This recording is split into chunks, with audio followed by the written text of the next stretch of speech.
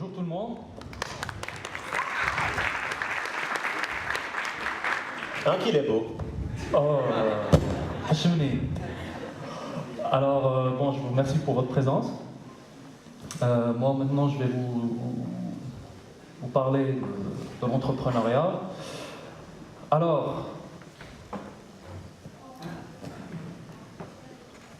comme vous voyez, le symbole de l'idée, hein, c'est l'ampoule. Je voulais parler d'Edison. Or, j'ai vu que mon prédécesseur avait déjà parlé d'Edison, de l'échec. Et c'est quelque chose d'extrêmement important, de penser à l'échec. Mais ça, on va y revenir plus tard. Pour un début, je souhaite vous parler de l'idée. Parce que souvent, très très souvent, ça démarre d'une idée. Un projet, bon, à la base, on pense à quelque chose et c'est une idée, on dit ça va marcher. C'est souvent de l'intuition, mais ça n'a pas de base forcément. Donc, à partir de l'idée, ce que les gens font d'une manière générale, c'est instinctif et c'est pas bon. C'est l'idée. On passe au projet directement. Tu vois, il a une idée, directement, il crée un local, registre commerce et il commence. Et ça, c'est pas une bonne chose quand on n'a pas vraiment. Quand tout n'est pas vraiment fixé. Voilà. Donc, de l'idée, on va au business plan. Bon, ça, tout le monde vous a parlé de ça. C'est un truc. Que tout le monde presque connaît, mais c'est important de le rappeler. Donc, le business plan, on répond à des questions très importantes, qui sont simples, qui sont bêtes, mais qui sont importantes. Et ça sert au fait de tableau de bord. Parce qu'au bout d'un moment, on va travailler 6 mois, 12 mois, je sais pas, 2 ans ou là, et après, des fois, ça fait du bien de revenir à un tableau de bord et voir ce qu'on avait écrit il y a 2 ans, où est-ce qu'on en était et qu'est-ce que c'est devenu plus tard. Alors, le business plan répond à des questions, c'est qui, quoi, quand, comment, pourquoi et combien. Donc, les questions à nous vont vous aider à vous situer dans votre environnement, définir votre public cible, ce qui est extrêmement important. Connaître le pouvoir d'achat de ces gens-là qui vont acheter votre produit ou votre service. Et c'est très important de le définir, même si très souvent, et peut-être mes collègues vont vous le dire plus tard, très souvent on démarre avec un business plan, mais au milieu, il y a d'autres opportunités, il y a d'autres obstacles, et des fois on contourne, on fait autre chose, mais c'est important d'avoir son business plan. Le deuxième point, c'est le business model. Alors le business model, c'est qu'est-ce que vous allez vendre, comment, combien, quelles sont vos prédispositions qualitatives ou quantitatives par rapport à vos produits, et voir si votre produit est apte à être vendu sur le marché. Extrêmement important aussi. Alors, voilà. Alors c'est l'étude du marché, plan marketing, combien vous allez faire de publicité, combien ça va vous rapporter, quels sont vos frais, etc. Donc, extrêmement important. Bon, je fais un passage, comme vous pouvez le remarquer, très rapide à ces trucs-là, parce que ce qui est très important à savoir, c'est que on est ici pour vous donner certains outils. Or, tout se trouve sur Internet. Il y a une école qui s'appelle Internet. Googlez, vous trouvez tout. Donc, l'étude de marché, business plan et tout ça, vous allez tout trouver sur Internet. Maintenant, ce qui est important, c'est votre idée à vous. C'est votre idée, vous allez démarrer dans un marché qui existe déjà. Il y a une offre, il y a une demande, il y a certaines choses que peut-être que vous allez vous surprendre. Et vous avez, généralement, vous êtes jeune, donc vous avez une vision illimitée. Et très souvent, peut-être que quelqu'un d'expérimenté peut vous dire des choses, peut vous dire non, ça ne va pas marcher, mais peut-être que ça va marcher. Parce que nous, notre capital, un peu, c'est notre expérience, mais quelqu'un d'inexpérimenté, des fois, il fait des choses parce qu'il ne sait pas que ça ne peut pas marcher. Donc il le fait et des fois ça marche. Autre point, très très important, et c'est là où vraiment je pense que je commence ma conférence. La valeur ajoutée, elle est là. C'est l'aspect technologique et l'aspect sociologique. Excusez-moi. L'aspect technologique, quand on veut créer quelque chose de nouveau, un produit nouveau, quelque chose de nouveau sur le marché, on veut le lancer, des fois on a des idées révolutionnaires. Et quand on les pense, quand on les voit, ben on dit ça, à coup sûr ça va marcher. Parce que ça n'existe pas sur le marché algérien par exemple. Or, c'est faux parce que y a l'aspect sociologique. Et la société peut, par exemple, ne pas être prête à accepter cette nouveauté-là. Donc, des fois, la population n'est pas encore prédisposée à acheter de tels produits ou services. Et ça, il y a un exemple du métro. Il y avait deux sociétés. La première, j'ai oublié quel est son nom. La deuxième, c'était Alstom. La première société a inventé une méthode pour créer un nouveau métro. C'était des rames de 4 personnes. Et c'était quelque chose de très fluide. Donc, on n'attend pas beaucoup dans le quai, sur le quai. Et on arrive très rapidement à notre endroit, plus rapidement que le métro. Et il y a moins pas d'embouteillage, il y a moins de pression durant les heures de pointe.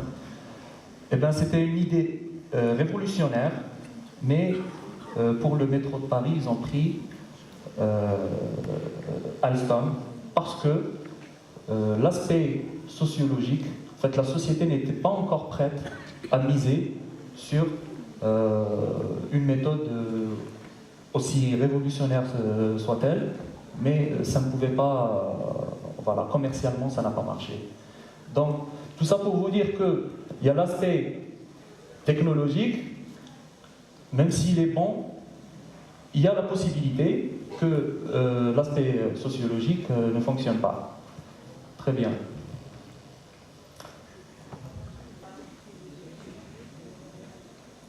Le dernier point, c'est de penser à l'échec. Voilà. Penser à l'échec. Et ça, c'est très important. Peut-être que je vais aller à contre-courant des intervenants qui sont passés. Quand vous pensez à créer une entreprise, certes, vous pensez que vous allez devenir riche, vous allez, voilà, ça va marcher, tout ça. Et ça, c'est très bien, et je l'espère pour vous. Seulement, vous allez peut-être vous lancer avec un ami ou avec la famille. Vous allez peut-être avoir un associé. Et l'associé, c'est tout un art. Avoir un associé, c'est tout un art. Il faut énormément de communication, il faut être synchro, il faut avoir les mêmes valeurs. C'est quelque chose de très important. Il faut beaucoup discuter. Moi, j'avais un associé, on discutait énormément de la stratégie à prendre, de notre vision.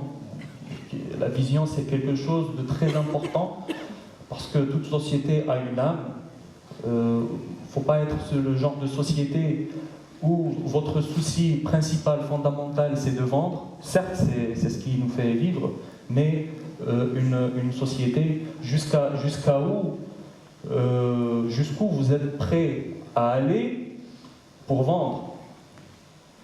Comprenez, ça part du légal jusqu'à l'illégal. Et voilà, donc jusqu'où on s'arrête. Techniquement, voilà, des fois on n'a pas les ressources nécessaires pour faire un travail. Est-ce qu'on le fait ou pas? Est-ce qu'on le bâcle ou pas? Et c'est des choses extrêmement importantes à définir. Quand on est seul, peut-être qu'on a les réponses, parce que les réponses sont individuelles, sont directes. C'est des questionnements qu'on se pose, donc on a quelques jours de réflexion et puis on décide. Mais quand on a quelqu'un avec nous, ou 3 ou 4 ou 5 personnes avec nous, c'est extrêmement important. Côté financier, il y a une certaine transparence à avoir pour quelqu'un, pour le gérant. Et donc, il faut travailler dans une maison de verre, il faut rendre des comptes, il faut montrer, parce que dès que tu trolles la suspicion dans le jeu, on commence à travailler dans un environnement malsain, qui compte la société, entre guillemets, il ne te fait pas confiance, ou là il suspecte qu'il y a des trous, etc. Ça risque d'envenimer, de dégrader le climat de travail, et ça ne marche pas. Donc, avoir des associés, c'est tout un art. C'est tout un art, et la clé, c'est la communication. Même si vous n'êtes pas d'accord, vous vous disputez, etc., mais il faut communiquer, il ne faut jamais rompre la communication. Voilà. Et faire des compromis, bien sûr, hein, parce qu'on ne gère pas exactement comme on veut. Donc on fait des compromis avec les gens qui ont misé aussi, qui ont posé leur argent ou leur savoir-faire pour la réalisation de ce projet. Un projet, c'est une œuvre collective. Et donc, c'est pas vers comme on pense.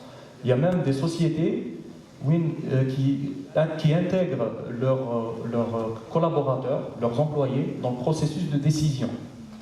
Donc, la méthode de gouvernance, elle est extrêmement importante. Parce que avoir un salarié qu'on paye chaque fin de mois, et il n'est pas intéressé, ou là, il n'est pas intégré dans l'entreprise, c'est quelque chose qui peut faire que vous avez juste des salariés comme ça. On a besoin de gens qui sont impliqués. Et pour les impliquer, il faut aussi les impliquer dans le processus de décision. Voilà. Ça, je parlais des associés, aussi des répercussions financières. Donc, il y a des gens qui mettent de l'argent, des fois c'est une banque, et il faut penser à l'échec. Pensez à l'échec. Ça vous fait peur, ça vous booste, et ça vous pousse à réagir, à travailler. Voilà.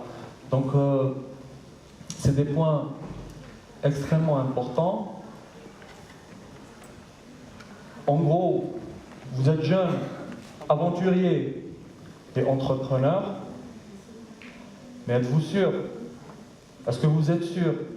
Est-ce que... moi, je vous dis ça, ça fait 11 ans que je me suis lancé dans l'entrepreneuriat. J'avais 20 ans. J'avais une certaine folie. J'avais un tout petit peu d'argent. Hein. J'avais 300 000 dinars. J'ai créé, je me suis dit pourquoi pas. Il y a beaucoup de gens qui m'ont dit pourquoi tu te lances dans un truc comme ça. J'ai dit j'ai 20 ans. Je n'ai ni femme ni enfant. Personne à charge. Au pire, je vais perdre mon argent. Ça aussi, en même temps, il faut relativiser.